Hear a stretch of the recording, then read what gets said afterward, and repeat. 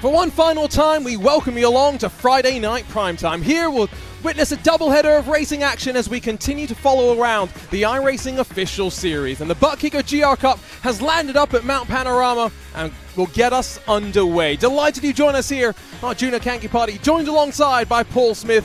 And Paul, Friday Night Primetime has been where, let's be honest, so many of us RaceSpot commentators have honed our craft over the years, and we followed along with some great racing action. Today it comes to an end as we somewhat put Primetime to pause, but we're looking forward to two great races that lie in store.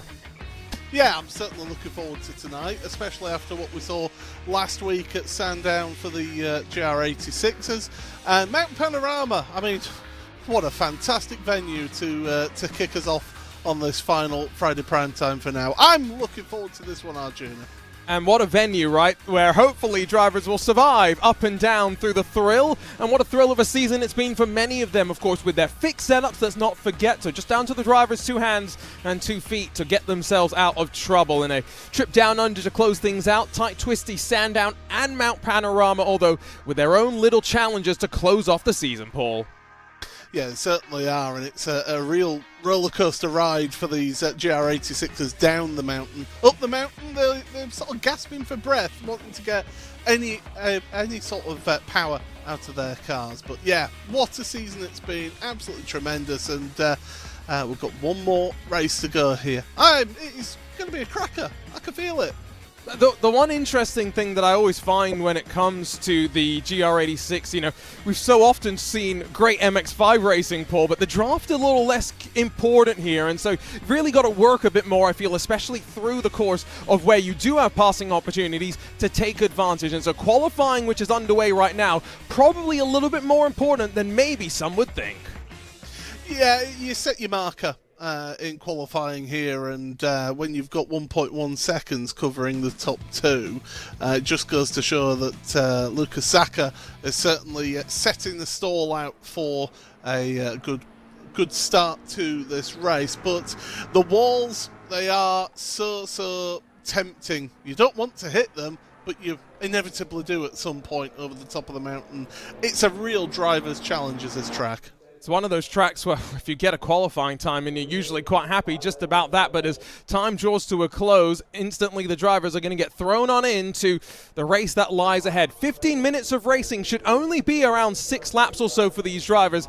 Let's see how they'll line up as they get ready to go for the final time this season. We've seen these Toyota GR86s battle, and Lucas Saka, 2:31, 881, will lead us up and down the mountain for the very first time. Alongside will be Aitor Galberato, and then Javier Soto and Paulo Batista share row number 2. Scott Revs and Asier Gill 5th and 6th positions as we make our way to around 2 seconds off of pole position to find Roulette and Devin Jenkins. Pelton Barnes and Portu Silva make up the rest of your top 10, with the final qualifying driver being Roman Jaggi. Everyone else ordered by their iRating. Janne Makala, starts back in 12th position, with Finn Petrikowski and Lee Armsden back in row 7. Matteo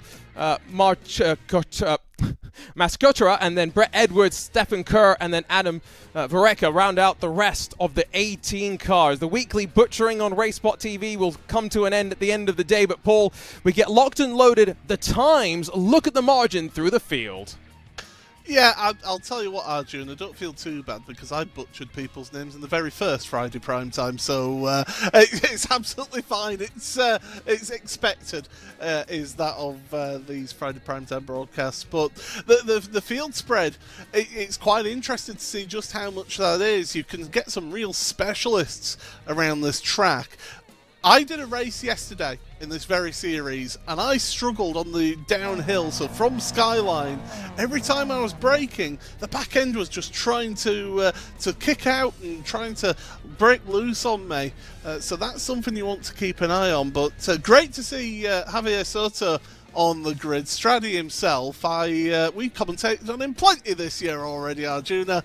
Good to see him on the grid. And I think he's going to be one to watch in these lower powered machines, trying to slice and dice at the front. But of course, the 0.6 of a second advantage in pole, we'll see how it converts as off and away we roll. Remember, 15 minutes going to be thrown onto the clock as these drivers funnel themselves around. Such a car that, an interesting car in the way that it promotes the racecraft from drivers. We really then see how they'll make decisions, and with not much time to work their way through, when do they decide to go? Be relatively cool as well. Take a look at the track conditions, Paul. Early morning in the Australian winter. Yeah, absolutely. And these drivers, they'll go pretty early, I think, here. They'll just hold back, and then straight away out of Murray's corner, you should see the leader dart. I think he's already just opened up that final corner now, trying to see if it will cause some chaos and checkups behind. Away we go for 15 minutes of racing in the Butt Kicker GR Cup here at Mount Panorama. And Lucas Zaka going to sprint away at the front, down into Hell Corner. They'll get single filed out. Javier Soto slides back into line. No changes inside of the front 8, but now onto the power. Roll your momentum through. One driver already picking up a slowdown and dropping to the tail end of the field. Oh, we got a car in the wall as well. That's Petrovsky, who's in the wall in the background of shot there. So drama for Finn further down the order in that one. But yeah, it's a real momentum car. You've got to carry the speed through the corners here with this vehicle. It's a really soft suspension on it as well. Very much road going suspension on this. So it takes a little bit of a different touch, a little bit of a different driving style compared to most race cars that you see here on iRacing. And again, it goes back to specialists, not just at the track, but maybe at the car as well, because Lucas Zaka already 1 second clear as he sprints up through the cutting as ever. Get a shot over the shoulder of the drivers filtering up to the very top of the hill, and now begin the filter down as well, all just now holding on in some ways as the tires still may be coming up to temperature in these cooler conditions. We ride on board with Javier Soto and begin the drop down, running through Skyline. You are absolutely flat on the throttle from the cutting to Skyline. You can see how much these cars, well, these guys at the front don't move about their car as much as mine did last night, I can tell you. But yeah, you can see just with that weight transfer, with how the car behaves and handles, it's really tricky to be quick through the Forest Elbow and down the straight. I think there's been one other incident that's seen Stefan Kerr drop back, but outside of that, we have 14 Toyota GR86s exiting out of the elbow and running their way towards the chase. Already 1.7 odd seconds your margin up front. Now, will we see some bump drafting, some help being thrown from Javier Soto? Doesn't want to maybe make the move, maybe just try and close up the margin, and this is where you hook the right, maybe start to breathe off the throttle and slot back into line. And indeed, for the time being, lap 1 will come to a close, and Lucas Zaka going to be clear from the rest as they try and close back up. Yeah, you could see that Javier was pushing down the Conrad straight into the chase, so he was trying to help the guy in second place get back onto the slipstream of the leader, because that leader in Lucas Zaka has bolted at the front of this field. Tyres will be nicely up to temperature now, but this is back to the start, and yeah, you see just having to get out the way, and then yeah, 2 into 1 does not go there, unfortunately, and that's what happened to Finn Petrovsky. And so I don't even know if it's necessarily a slowdown initially as much as it was maybe just so that you were talking about the bounciness of the car. The rear end stepped out. This is what happened to Kerr as he descended out from Skyline, and that Phantom machine hidden by the walls, and well, does well to keep it out of a wall as well. Yeah, Stephen did a good job there, but suboptimal line, so you can see it goes on that curb, and the car just doesn't want to slow down enough. It loses back end one way and then spins the other way through the dipper. What an interesting complex as well, right, in these cars. In a GT3, you just kind of throw it through and assume it's going to the suspension's not going to throw you around as much. Can't take as many liberties as over the top. Seems as though now technical issue potentially for the number 9, hoping that's not going to impact any of the drivers directly behind, although already seems to have sequenced a little bit of a move. This is where that lead pack starting to now get checked up in and amongst each other. Your leader has broken draft. At some point, Paul, they're going to start fighting. Yeah, I think we're going to see that sooner rather than later. I think they realise that Lucas has pulled away at the front and has decided that he wants to win this race. It's just a case of who finishes on the other steps of the podium.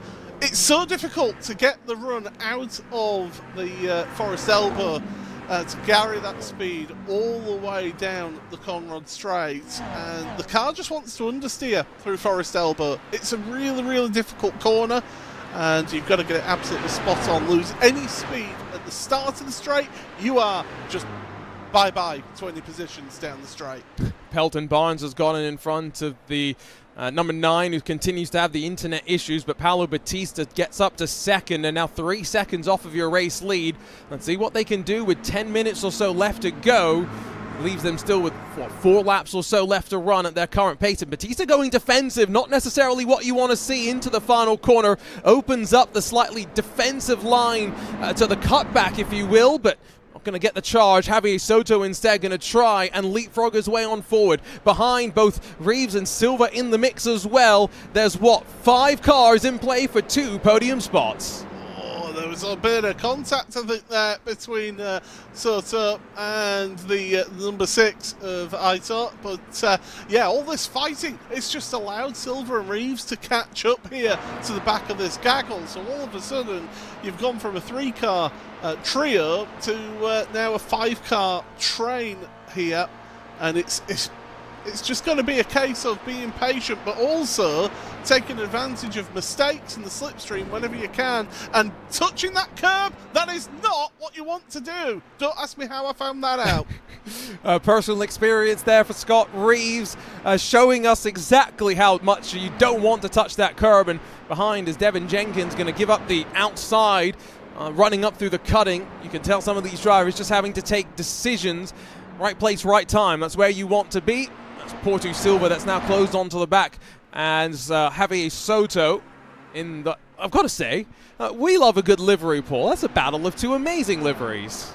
Oh, absolutely. I do like Javier's livery, but with his logo on there, it's really, really nice. But that VSR car, my goodness, what a combination of colours. It's absolutely sensational. And I believe that there were hexagons on the bonnet, which, of course, as we all know, hexagons are the bestagons. Are they? Yes. Oh, okay, I didn't know this meme, but I'm glad to have been educated today. There's a YouTube video about how the hexagon is the bestagon. I'm going to have to go and search this up. The thing is, the best memes are always the ones that are kept the quietest. And this is very off topic. There's a video in software engineering that's very, very funny, Paul. When I say it's very funny, you'll have to take my word for it, because it's very technical. Like, it's not technical in terms of the nature, it's just in the concept, right? It's dumb. No one really needs to understand it, but it's hilarious. But not many people have actually seen it, and so it's one of those things where when I first got sent it, I was like, oh, this is great. And the guy was like, wait, you've never seen this before? Now when I send it to people, they're like, oh, I've never seen it before. I'm like, wait, you've never seen it before? Best memes, we need to be better about sharing them out. Come on, share the love. Yeah, we certainly do. We did actually have 2 drivers not take the start, which is unfortunate. So that does mean that, I'm sorry, I'm getting us back on the race. How dare you? Racing, you know. But yeah, 2 drivers didn't take the start, so 16 cars in this race right now, and we're seeing some close action now. My timing software is saying about 3 laps remaining in this race. I would agree with that one. Your race leader is running 2:32s and, well, about 7 tenths quicker than second last time by. Paolo Battista, though, has been caught by those 3 behind once again. Just the little bit of draft that you do get in these machines helping them out. Up through Griffin's Bend. That was sweeping out very wide for number 6 of Galbariatro, and Javier Soto, Porto Silva, maybe leave it bleeding off the throttle momentarily, just trying to avoid what happens if that car spins around directly in front of you and you don't have the time to react. Similar sort of thing that maybe some of these drivers in the second pack are thinking about, Paul, as they ride behind 8th place Devin Jenkins. This is very reminiscent of a cycle race. You've got the breakaway at the front, and then you've got 2 pelotons following along. And they're all trying to squabble and try and get as far up as possible. And these cars, they've not got a lot of power. It doesn't feel like it when you're going up this mountain, I can tell you. But then, right there, up over Skyline, and we cut away to the dipper, but up over Skyline, you're touching the brakes. Oh, Oh, there's the super liveried car around the Castrol car. I think that was Mascarato. It was. Oh, how unfortunate. Our camera cuts away and then, well, cuts away to the scene of the incident, as it were. And again, it's the weight transfer, Paul. It's so easy. Yeah, and it's that soft suspension that we talked about when we were at the start of the broadcast. Up over the top of Skyline, you want to touch the brakes first, and then you can see braking whilst that weight transfer is happening. The back end swings around. Fortunately, it doesn't hit the wall hard, so that means that it should be able to carry on. Now Bautista slightly out into the grass, definitely pushing the limits in that number one machine, which does by virtue mean that he is the highest I-rated driver in the field, but we know that I-rating is not necessarily the be-all and end-all, the true representation of a driver's speed and ability in any one particular car, and often you have to maybe just wait to see how, now that we've got this new sports car and open wheel I-rating split, how that's all going to go. I was having a chat with a driver yesterday, Paul, who was saying that they are being given, as Adam Vareka gets up in front of Brett Edwards, they've effectively been given 6,000 open wheel I-rating when they've never driven an open wheel car before. I'll tell you, last night I think I lost about 200 I-rating in 3 races, so it wasn't a fun evening for me, that is for sure. So I'm very much the same. I'm very much all about the GT tin top license rather than the open wheel one, but I have enjoyed the odd races in the Super Formula Lights, which we'll be covering after this race. So yeah, I think it's been a really good thing to separate those licenses out on the road side of things, and I think it's a very positive thing to do for iRacing. I agree, mainly because now you can go over and do races without too much worry about your main I-rating if you're, necessarily focused on being in the top split special events that aren't the, Indy 500 and such, where it's split by I-rating, the qualifying time rather than I-rating. Something that we used to do back in the day for the Nürburgring 24-hour race as well. Now, we'll come on to what should be the final lap of the race next time by. Your race leader is gone. 5 seconds in, 5 laps? That's remarkable. And the question really becomes, now, does Paulo Bautista get caught for second? Who grabs the final podium step behind? Because Javier Soto Porto Silva on the outside looking in right now. Batista's trying to walk alone up there at the head of the of this quartet of cars, but third, fourth, and fifth, they're still all within the slipstream, all trying to catch up there to Paulo. So, like I said earlier on, they all realised that the leader was gone, as there goes Soto down the inside. Space being given there between the two, and well, where does Porto Silva go? There was a couple of hashtags on the back of Stradi's car, which I think translates to please be careful. Some care was given there, to be fair. Porto Silva did not just absolutely run into the back of Stradi, gave just a bit of a shove and then backed out of it. White flag in hand, though. Officially we are on to the final lap of the race, and I think all this bargy battling has meant Batista's gone for second. It's 3 now for third. Yeah, so Stradi right now, he wants third. It's a case of getting to that position. You want to take the advantages when you can, and up Mountain Straight is one of those opportunities into Quarry Bend, but really you want to be waiting for a good run down the Conrod Straight, because that's where you're most likely to get that move done. Stradi, he's thinking about it, but he's staying behind for the time being. I think that's sensible, but it does mean it puts all the pressure on your run through Forest Elbow. It now means as well you've got to be so perfect up the top of the mountain to not make any mistakes whatsoever and drop too far back in line. And in that second grouping that's just continuing to try and close, it's Pelton Barnes that's now grabbed 6th position, Scott Reeves in 7th, and the rest trying to close on down. Haven't talked much about your race leader, Paul, but I think kind of what you want at a track like Mount Panorama, to be unperturbed, to be problem-free up front, and now just has one more trip down the mountain to hold on. I'll tell you what, I got my first ever league win here at Mount Panorama, and I had a 7-second lead, and on the last lap I almost binned it because I was taking it a bit easy over the top of the mountain. You've got to keep pushing, even if you've got that much of a gap at the front of the field. It's so easy to fall out of the rhythm, to make a small mistake, and so Lucas Zaka pretty much perfect out of the elbow for that final time. Meanwhile, we ride on board with Porto Silva. This is that battle for third. Drag race now down to the chase and towards the cutting. And I think as though if you're in third, you're a bit of a sitting duck, and we'll see what happens on their run all the way to the line. Yeah, this is the chase then. It's the scene of so many memorable moments of the Bathurst 1000, the Bathurst 12 hours as well. And look at that defensive line into the chase. In fact, a little touch of the brakes there down the chase there. That's interesting to see. So Stradi into third.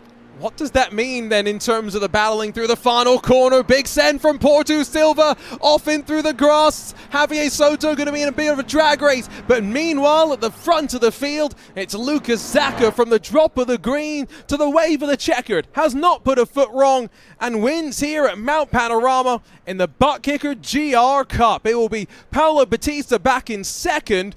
And then Javier Soto comes across the line in third after Aitor Galbriatu gives him the position back, and, well, more drama on the run to the line. Yeah, big chaos, but fortunately the line comes pretty early here.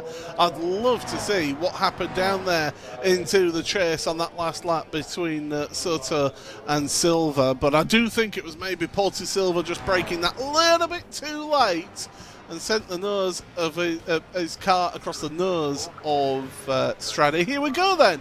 Let's have a look at this one. Ask and you shall receive, Paul. So into the braking zone. Looks all right initially. Just clips that curb on the inside. It pushes his car wide into the nose of Stradi. And so I think you were correct, by the way, that the timing line being where it was meant all of the drama behind wasn't maybe necessarily as big as it was. However, it was 5 thousandths that split the finishing result for 6th and 7th. So Pelton Barnes and Scott Reeves both went wide, and Reeves ends up coming out on top. Remarkable. That's one way of doing that. That was, yeah, I've not seen a finish like that for a wee while. Well, I guess that's how we close things out for this Butt Kicker GR Cup season on RaceSpotTV. 6 laps here at Mount Panorama in the books. Lucas Zaka from Brazil, 4.5 seconds clear of his countryman Paulo Batista, with Javier Soto Stradi grabbing the final step on the podium after Aitor Galbriatu gave him back the position on the run to the checkered. Porto Silva scrambles across the line in 5th, with Scott Reeves marginally in front of Pelton Barnes, and then Devin Jenkins, Iso Gill, and then Rui Light rounding out your top 10. Still had a full 15 cars finish on the lead lap here. Adam Vareka, Brett Edwards, Roman Jaggi, and then Matter Maskurtra, and then Stefan Kerr. But one lap down for Finn Petrkowski, and then Jan Makela and Lee Armsden, I believe, did not end up taking the start.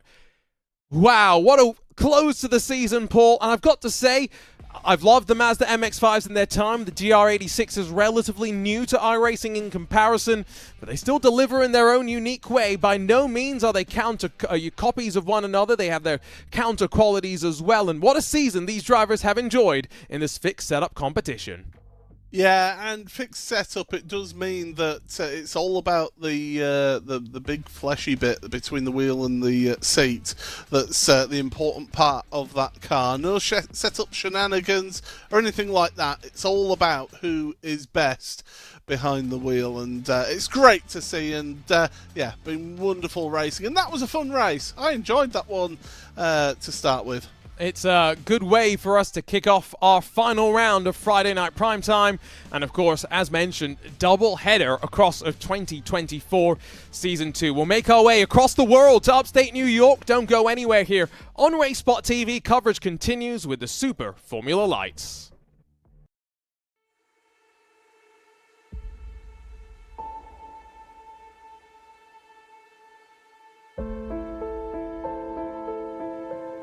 There might be some rain coming through.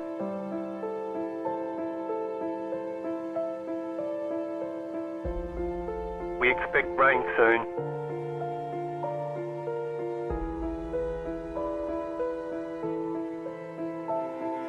Rain is close.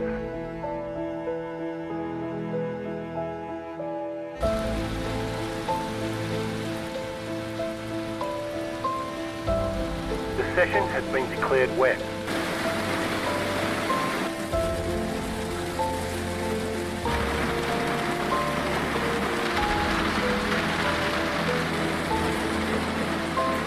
No sign of this rain stopping.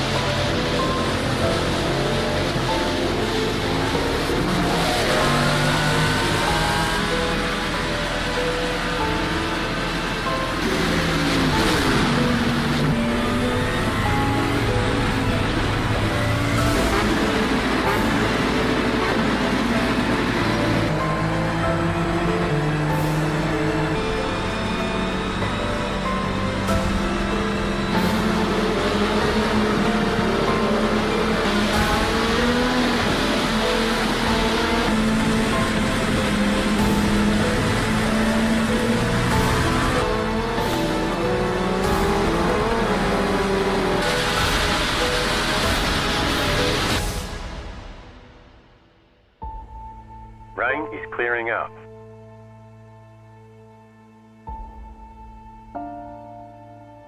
Rain should be gone for now. Nothing but sunshine all day.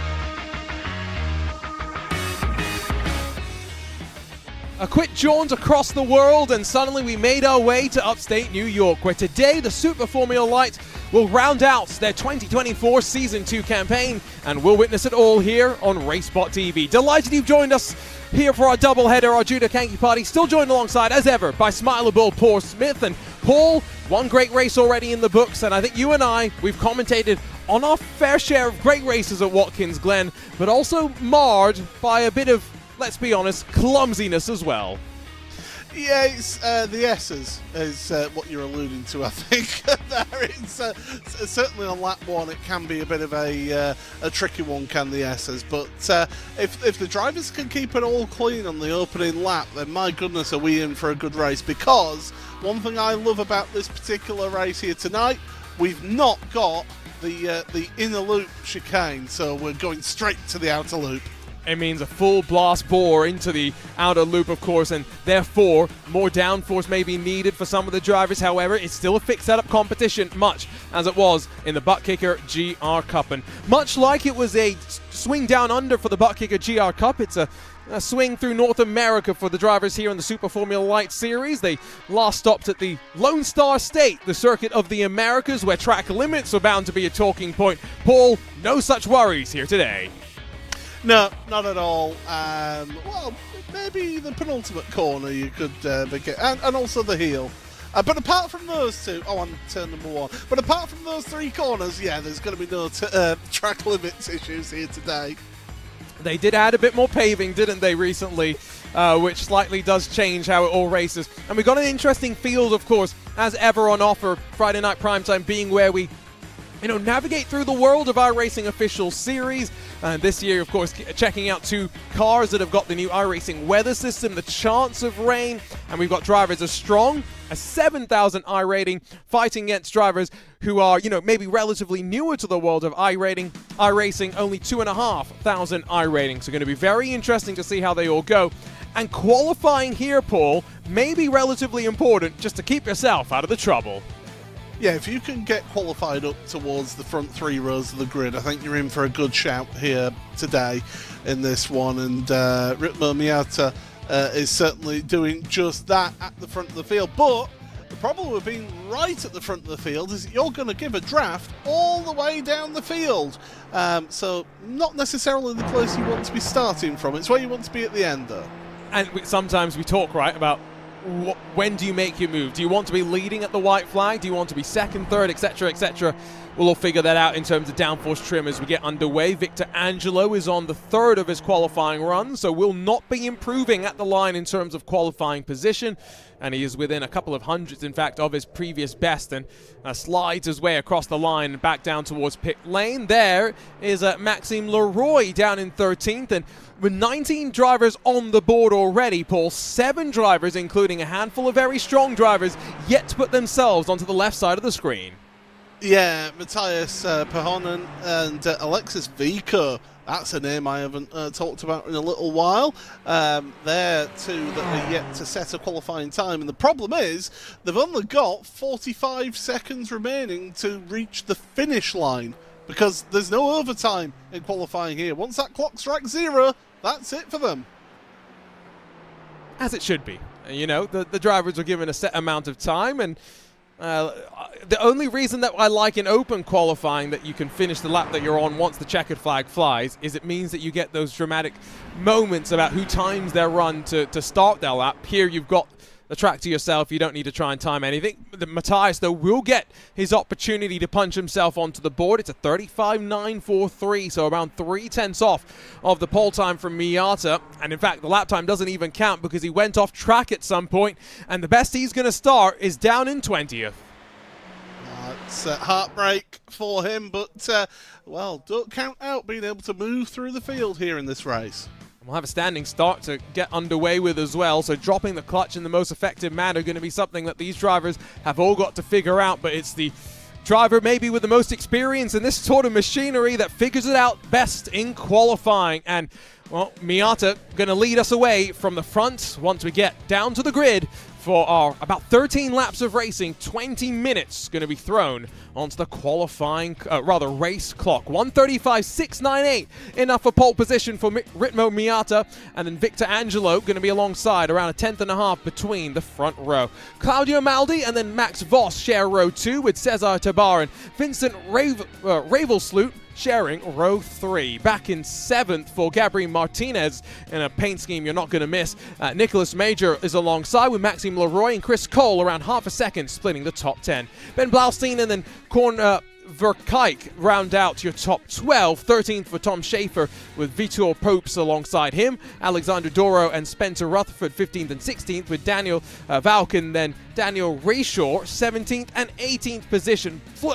Blasting through the field because standing start drivers almost ready to go racing. Sean Fitzgerald, Matthias Pironen, first of the drivers with no time on the board. And then Alexis Tapio Vico, Tony Dibden, Jack Kent, and then Nojas Gedvilas before we get to the back. Stanley Welberg, Martin Reeves, and then Evagoras Pavasavas. So that's 27 machines that will do battle. And Paul, they are just getting ready to go. Their final moment before the lights build, and they get set loose in upstate New York. Yeah, and this launch will be important for them. And the run through the S's, that's going to be key here. Keep it clean, keep it tidy, and they should be good to go in this one. Just waiting on the last couple of drivers to head to grid, and here we go. And so Barney, the flagman, not going to be waving the green flag, but has a pretty good view of what's about to happen. The roar of the engine, the drop of the lights, and away we'll go for 20 minutes here in Watkins Glen. Super Formula Lights action, and some drivers not getting a great launch, already 3 and 4 wide further behind, and Miata under fire down into the opening corner. Angelo going to be forced on the outside though to slot back into line. Chaos behind as one driver off into the runoff area, but building up through the S's, single file initially. Miata's going to slip and slide one way then the other and try to hold on pole as we blast our way with speed towards the outer loop. It was Daniel Valk who took a slide through the turn 1 runoff on the asphalt, but it's the run out through to the outer loop.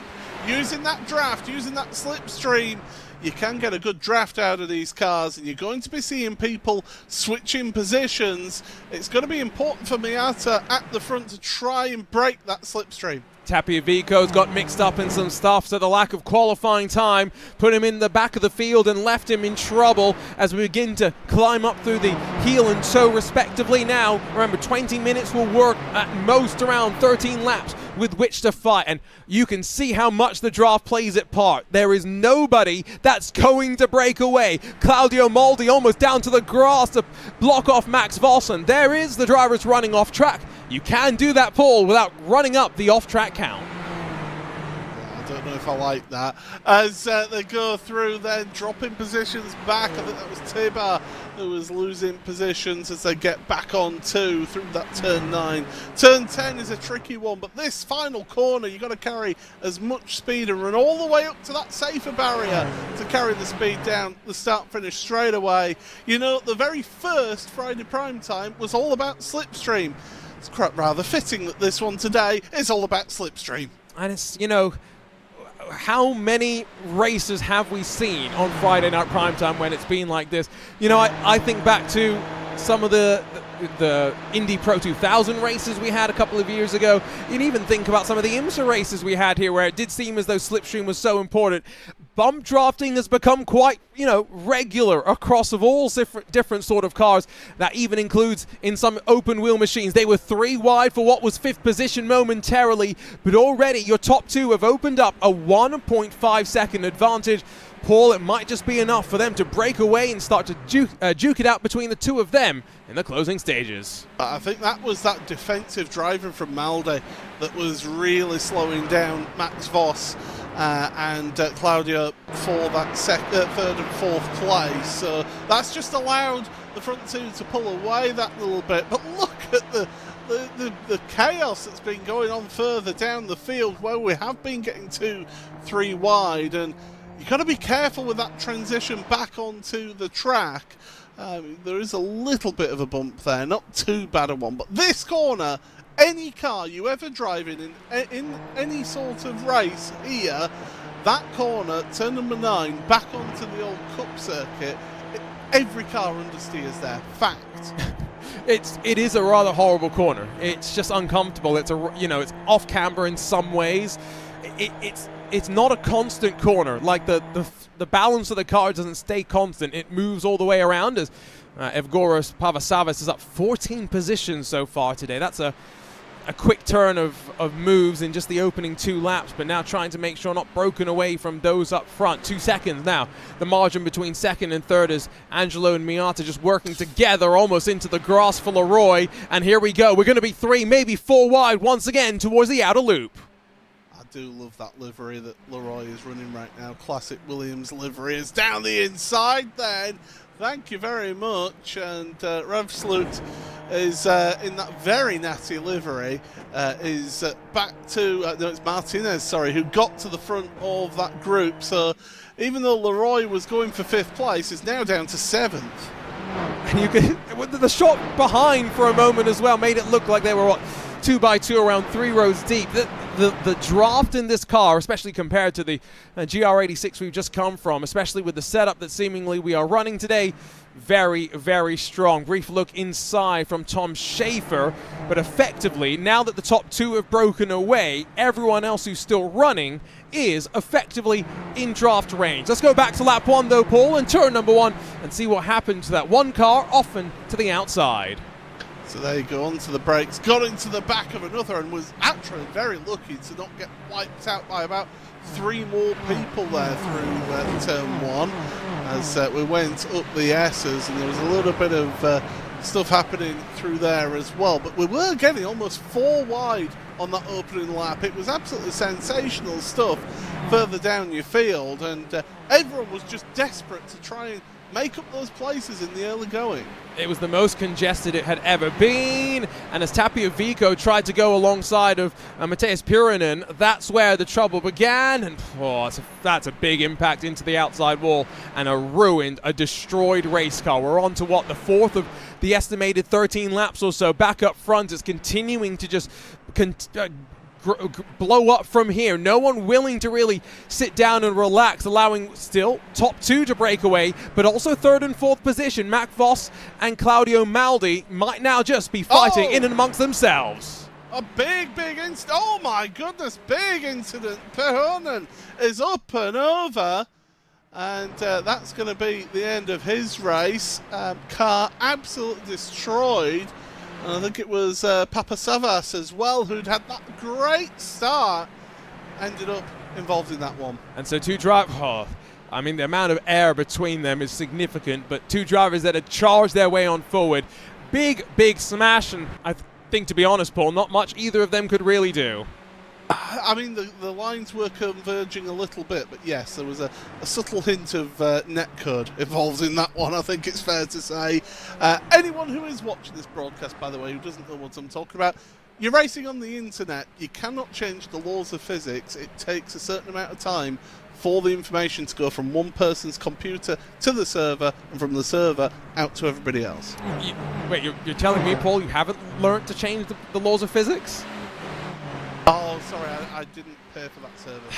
Okay, so see, clearly Friday Night Primetime hasn't been effective enough as commentators. That's what we're here to do. We are hoping, though, that 3Y can stay relatively calm. Remember, 20-minute race. We're not even halfway through this one. What's happened to Ritmo Miata? Because he's dropped back around a second from Victor De Luca Angelo. So race lead changing hands, not drafts having completely broken away by any means. But still, as Gabri Martinez and Maxime Leroy back and forth, they go down into the boot. Yeah, what has happened at the front there? It's interesting to see that dropping down. But yeah, we're getting some tremendous action outside, just outside of the top 3, top 4. So really good stuff to watch as this one. And again, Leroy looking to the inside of the heel. And then out, and like I say, this corner, if we stay on board, look at the hands as we cut away, and the hands are just keep on turning because you get so much understeer, and this is what's happened to Miata. Yeah, so as he tried to look to the inside, whoa, now definitely locked up for a sec, Paul, ran wide, and I think we'll be lucky to have not picked up a slowdown. I think he has got lucky and not picked up a slowdown there, because if you do hang it out around there too far, you do get a slowdown penalty. iRacing will give you a penalty for going extremely off into the runoff there at turn number 1, and you do get you do actually get an instant point if you go off of the curb as well. So you can rack up instant points here, as again going 3 wide up the main straight. And I think there's action behind them, action in front of them. Claudio Maldi jumps in front of Max Voss. So, whoa, the blue and red car of Cesar Tobar just slides up into the line. Maxime Leroy, a face full of dirty air, able to hold on to it relatively well.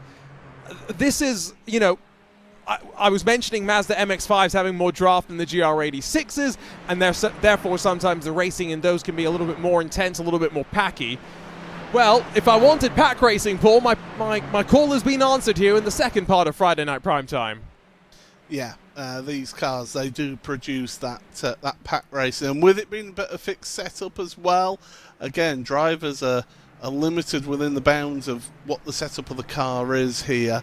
You can tweak the brake bias, but I'll be honest, there's not that many braking zones around here, so you can't really make that much of an effect in this car. There's no real heavy braking zone as well, right? Every corner here is either, let's be honest, medium or high speed at the end of the day, and so, you know, it presents a slightly different, challenge to attack if you're setting up the car, and these drivers aren't having to do that, but there was someone that still had to set the car up behind the scenes from iRacing, and so keep in mind that they do that across all the different cars and all the different tracks as well, and try to make sure the racing can be, well, maybe not always as close as this, but as fun as it can be. So you can see side by side between Max Voss and Claudio Maldi once again. Paul, would you want to lead at the white flag, or do you want to be in second, at least in one of these little battle packs?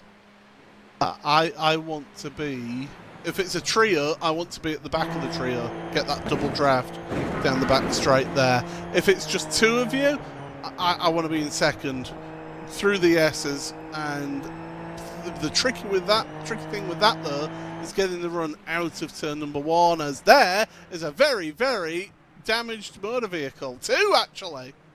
Now that's not a pretty sight by any means, as our camera gets lost over one side of the track, rejoins.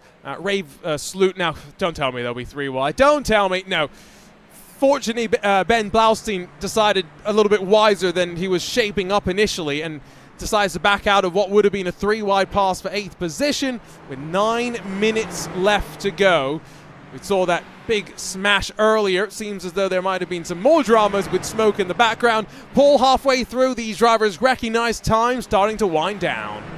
Yeah, this is where, oh no, big desperation, hold your brakes. Oh, around they go, and hopefully everybody can make their way through all of that detritus and debris that's and cars that are in the way there. But you're absolutely right, people are realizing time's running out, we've got to start making these moves. So this is what happened to, whoa, look at how big that one was as well. Daniel Renshaw behind the wheel. And that, everybody, is why they have the inner loop here. The amount of speed you carry into that corner without that chicane, Paul, it is something. Yeah, and there's not a lot of runoff there either for you to be able to go through. That's the car just pulling over, and this is going to be Chris Cole then up into turn number 9. And runs it wide, and that's the problem. You get offline there, you're onto the dirty part of the track, around you go, and then, well, just a couple of corners later, it was disaster for the number 20. Well, right on board with the car that came through and had absolutely nowhere to go.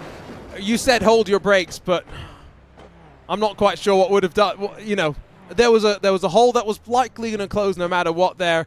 And I guess the only good thing is they could make their way down to pit lane relatively quickly and without causing any more trouble. Speaking of trouble, Chris Cole's lost the entire front end of his car. Meanwhile, Ritmo Miata has closed back up for the race lead. At least there's one bright light here with the cloud cover. We're down to 18 cars out there on that. No, make that 17 cars now. That's what happened out of the heel. And this is the problem that I have with people running wide off track, and he's gonna hit the grass there and just spears him across, and well, innocent victim on the inside, nowhere to go, as that race lead has changed spots. So yes, indeed, we'll get a fight. The question will be 4 seconds their margin behind with the 6.5 minutes to go. Will they elect to hold the fight until the final couple of laps? Will they begin to go back and forth a little bit earlier? Somewhat what we hope. Sean Fitzgerald directly behind him. Tom Schaefer and Ben Blaustein fighting alongside of one another on their entry down in towards the boot section. Gets on through. You can see the downforce at play as well. And with how much elevation you have, Paul, at a track like this, how much the downforce changes, for example, when you come over a crest and the wind suddenly is blowing in a slightly different direction. It's definitely one of those tracks where you've got to be on the edge of your feet. And it's quite a strong wind, actually. If we can bring the conditions up, the wind is actually quite strong here today. As there you'll see it, 25 kph. So, okay, these cars don't have the masses and loads of aerodynamics off of the wings, but they will still feel the effects of that. And in which direction is that, Paul? Do you happen to know? That is a westerly wind. So, I'm terrible with geography, so this is an issue. I believe that the start... Isn't turn 1 north? Yes, that's what I was going to say. The start-finish line is basically like west to east, east to west, depending on which way you're looking down it. So turn 1 is north. So that is a tailwind or a headwind into turn 1? It's one of the two.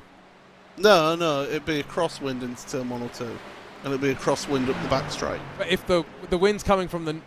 Where's it From coming? the west. Right, so, but... Which would be sideways. Going in, the start and finish straight is in the north-south direction. Okay, sorry, that's what I got confused by. Yeah. I thought the start-finish straight was in a east-west direction. Okay. Picking up what you're putting down. We're At least geographing that's what I'm going here. by off. That's what I'm going by off of this track map that I've got here. So that might be wrong. No, I believe you. Better than Arjuna's geography, which he last studied back in like year 7 or something, which is 15 years. Too long ago. Let's not trust that knowledge. 4 minutes to go. 3 laps left at the line. Miata will lead.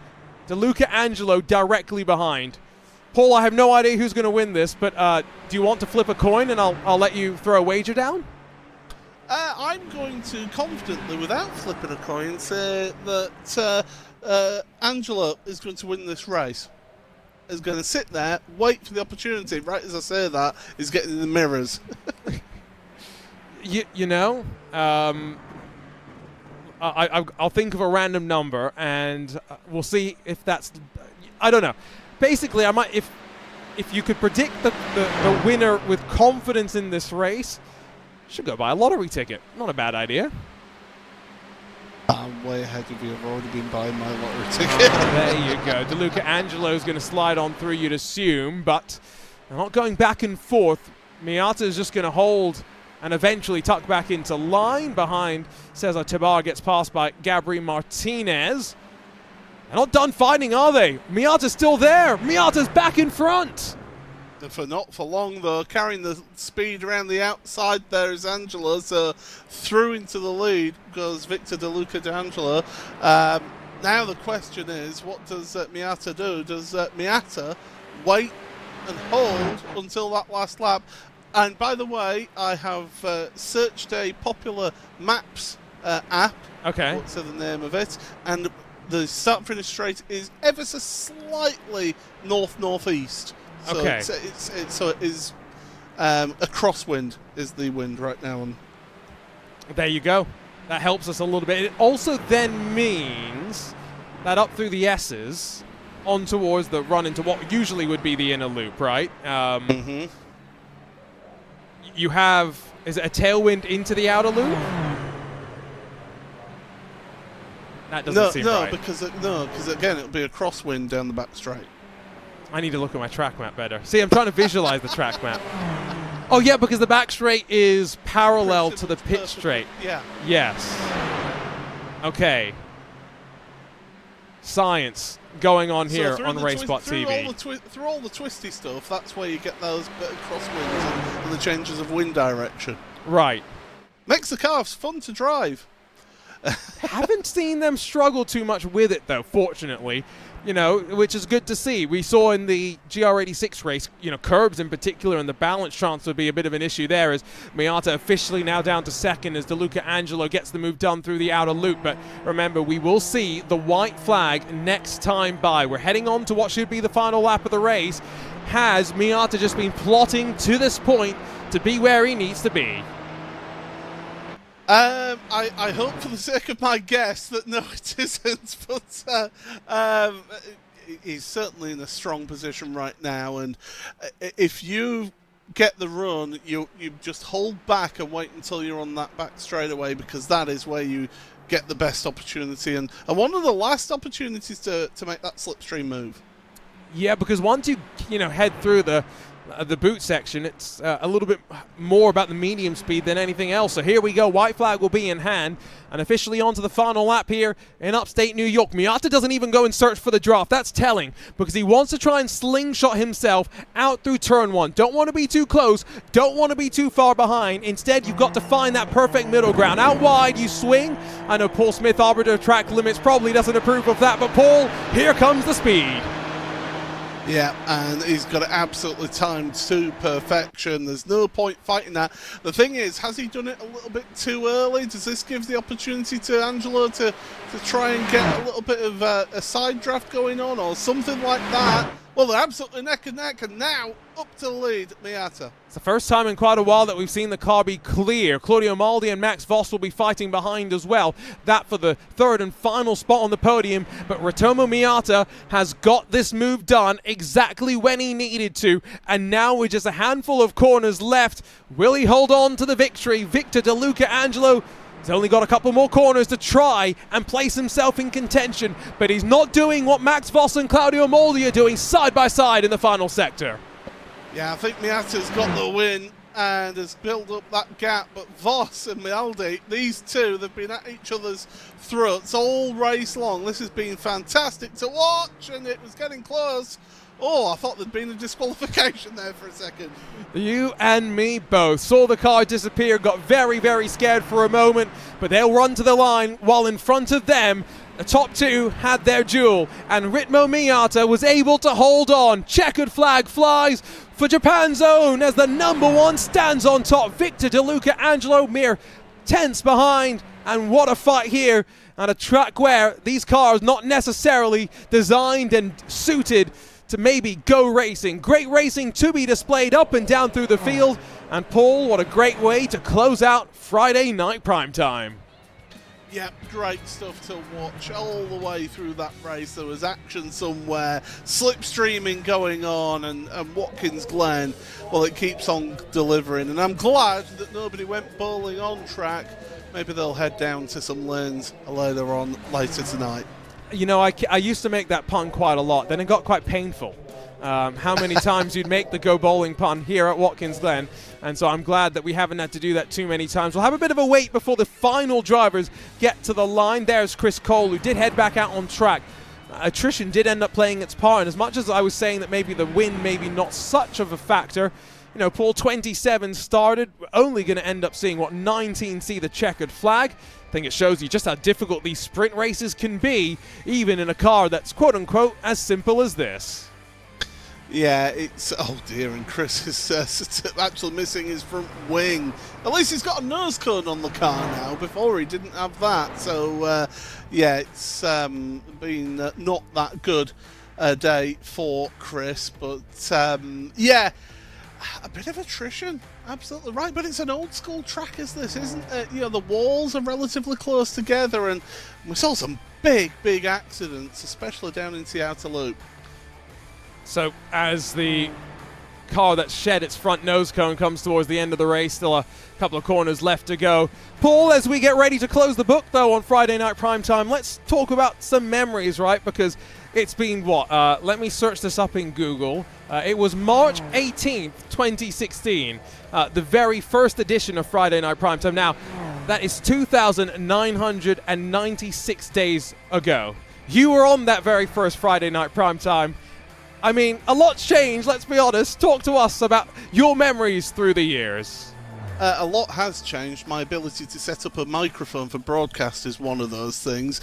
Yeah, it's a lot has changed over the years. I mean, back then we didn't even have get to see the pictures that were going out onto the broadcast. We had to do all the commentary in the simulator ourselves, so we had to be in the session, and you'd be relying on your producer. On that particular broadcast, it was Hugo Luis who was our producer, and you'd have an incident, and then all you'd see in the chat and our TeamSpeak server is replay, and you just had to guess what exactly. 9 times out of 10 you were near enough there or thereabouts with the replay, but over the years, I mean, the quality has just kept on increasing, and the simulator, my goodness, it has changed so much as iRacing over the years. And to think that very first Friday Night Primetime was the first races of the Formula Renault 2.0, which was a brand new car at that time, and we finish off with a brand new car in the Super Formula Light. It's always been a place for us to A, journey across to the iRacing official series, B, navigate through the new content as it comes, for us to get a chance to see it, and then for our commentators to continue to learn and to evolve. And so, well, Fortunately, both Paul and myself know that it's time to read through the race results. Ritmo Miata on top by half a second. Victor De Luca Angelo pushing all the way to the very end, with Max Voss climbing on to the final step on the podium. Claudio Maldi, Maxime Leroy, Gabriel Martinez, Cesar Tabar, Vincent Ravesloot, and then Ben Blaustein and Sean Fitzgerald make up your top 10. And while Sean Fitzgerald gained 9 positions, he's not the biggest mover of the day. No, instead, that is Stanley Wahlberg and Martin Reeves, 12 positions gained respectively, while Tom Schaefer and Tony Dibden finished just in front of them. Alexandra Doro, Jack Kent, Daniel Valken. Then we get to those that really found themselves in trouble. Vito Probst, Chris Cole, and then Spencer Rutherford. And then down to Nicholas Major, Corner Verkijk, Daniel Renshaw, Nogus Gedvilas, Matthias Purinen, and then Ivar Goris Pavasavas and Alexis Tapio Vico. So that is the final time that we read through these results on this edition of Friday Night Primetime. We'll be off for a bit as we charge our batteries, revamp the format, and maybe come back in the future. So don't forget that you should join us on social media and on our Discord to give us your feedback on what you want to see moving forward. Paul, I know you know what's about to come as we close the book on this season of Friday Night Primetime, which is to look back to those almost 3,000 days ago and to catch back up with, well, one of your very first broadcasts with RaceSpotTV on Friday Night Primetime, of course. But before we say goodbye, any closing thoughts? Your favorite race, maybe, from Friday Night Primetime, and you're not allowed to say the first one. Oh. Well, that's unfortunate because I have a memory like a sieve. I mean, my abiding memories are some of the drivers that we've seen over the years. We've seen World Championship drivers. We've also seen drivers sort of come through the ranks and come up and make a name for themselves, and really seeing how that's come along. And not just the drivers as well, but the people behind the scenes on the commentary as well. We've seen people develop and learn and get better, and you think of some of the names that have worked on Friday Primetime. Myself, there's been Conor Maddock, yourself, so many people. It'd be wrong for me to try and name just one or two, but everybody who's been involved in Friday Primetime, they should be proud of what they've done, and wherever they are in terms of broadcasting or racing, just know that we were giving people an opportunity to compete in official races and be able to be seen across a wider audience, and I think that's really been an honour for us to do here on RaceSpot. And I've enjoyed every single moment that I've got to be a part of it as well, even though most of these are, you know, fitting into my lunch break, basically at work. It's been a joy and a place where, again, so many of our RaceSpot commentators have so many memories of so many drivers. So we thank you for being across with us for the journey. Let's go back in time, 2,996 days ago, and let's check in with Friday Night Primetime for the very first time. Until we see you again, so long for the team behind the scenes. About 20 seconds to the start now. Everyone just getting onto the grid, and well, Martin van Loosenhood, the man on pole position, it will all be about that start, that getaway from the line, as the drivers now getting ready for 12 laps around this Spa-Francorchamps circuit, and the green light goes, away they go, and it's a good start from Wyatt Gooden from second place on the grid, down towards turn 1, the Rouge, sorry, should I say, but Martin van Loosenhood into the lead there early. Wyatt Gooden getting through in second place, and straight away Graham Carroll looking on the attack, trying to go around the outside but not got the draft there, so he's having to tuck back in. Everybody seems to have got through so far, so it's down towards Lecombe, and look at this, 3 wide down towards Lecombe. Matt van Loosenhood in the middle there, he doesn't know where to go, he's going to stick it to the middle, and through into the lead goes Wyatt Gooden. Matt van Loosenhood in second with Graham Carroll in third, but good start so far, plenty of action going on, but everybody keeping clean so far. Yeah, that was certainly a good start. We only had one car spin off this last lap.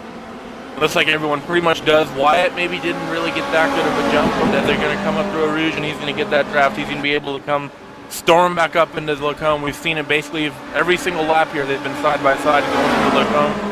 Come up through Radion, and Wyatt has a run. But Graham has a run too, and Graham's got an eyeball on the inside line. Oh! Oh, they're thinking about 3 wide. They're going 3 wide. Graham Carroll, he's in the middle there. It's all getting a bit tight, a bit tense. Van Loosenhood loses that lead. White Gooden in the lead. But look at this. Graham Carroll side by side into Lacombe now. They're side by side still as they head towards Malmedy. And Graham Carroll's going to force his way through. White Gooden has run wide by Graham Carroll. He's on the grass. He's still alongside. Into Rivage. He's not going to make it through there. Oh, fantastic work. He's trying to hold it around the outside of Rivage, but you can't really hold it there. Into the corner with no name, and it's Graham Carroll who takes the lead. Fantastic work.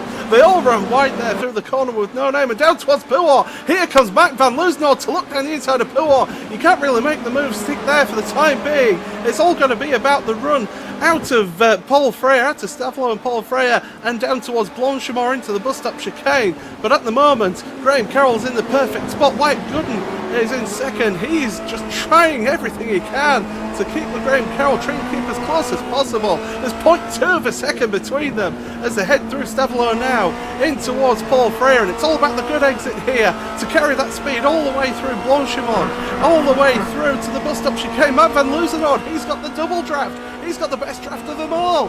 He's going to try and go and take a move towards Blanchimont now. Here we go. And it's White Gooden looking to the outside of Blanchimont. It's going to be run wide here. It's going to be 2 wide through Blanchimont. Fantastic work over the curb. Here comes Matt Van Loosenhood as well. But White Gooden's got the inside line into the bus stop chicane now. Fantastic. They're getting millimetres together. So close. Oh, tight around the chicane. Oh, Graham Carroll and White make contact. Van Loosenhood's the man to make the most of it, but White Gooden, he's still got the inside line towards La Source. Van Loosenhood is in the lead for the time being, and into La Source, it's the battle for second place. White Gooden just going to get the exit. Oh, contact, and around goes Graham Carroll. It was almost inevitable there, and Matt Van Loosenhood, he's going to come across the line to take the win on the first Friday night prime time here on RaceSpotTV, streaming on iRacing Live. Fantastic driving there, fantastic racing, and so